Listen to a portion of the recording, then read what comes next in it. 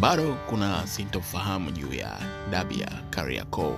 Kuna clips zinaenea sana katika social media zikionyesha baadhi ya mashabiki wa klabu ya Simba wakisema kwamba mechi zao mbili zilizosalia tayari mechi moja wameshacheza ambayo ni dhidi ya KenGold iliyochezwa kule mkoani Tabora na wakaibuka na ushindi wa goli 5, na wakasema kwamba mechi yao ya mwisho itakuwa ni Jumapili hii ya tarehe 22 katika dimba la KMC Complex pale Mwenge. So baada ya hapo wao hawana mechi nyingine yoyote ile ya kucheza. So maana halisi ni kwamba kama mashabiki wa klabu ya Simba nao pia wanapeleka alarm kwa viongozi wao kwamba hiyo mechi ya dabi ya Kariakoo wao hawajaiafiki kuchezwa tarehe 25 Juni 2025. Sasa maneno yalikuwa mengi sana, ukimya ulikuwa mwingi sana, na wengi walikuwa wanatamani kumuona afisa habari wa klabu ya Simba Ahmed Ally kupitia katika page yake ya Instagram at least aseme kitu, jamani, hiyo dabi ipo na tutaenda kucheza, hakuna ambacho kitaharibika. Lakini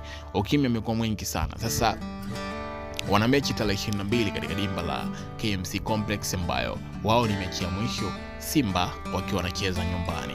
Mchezo wao utakuwa wanacheza dhidi ya Kagera Sugar na mechi itapigwa majira ya saa 10 kamili za jioni. Kumbuka kwa mechi zote zimepangwa muda mmoja, huku wenzao Young Africans watakuwa kule Zanzibar katika mchezo mwingine pia wa ligi kuu dhidi ya Dodoma Jiji. Sasa Simba wakaweka viingilio vya mchezo huo, na katika post ambayo Ahmed aliposti ni kwamba mzunguko katika mchezo huo ni 10,000 lakini VIP A wakaweka 20,000.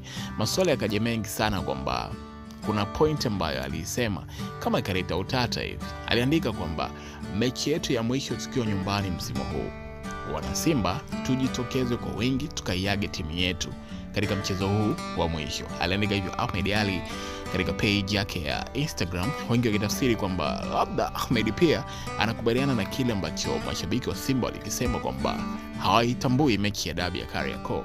Lakini ukitazama pia alichokiandika Ahmed Ally ni kwamba hii ni mechi yao ya mwisho kwa mechi za nyumbani. Of course ni kweli, kwa ni mechi ya tarehe 25 June.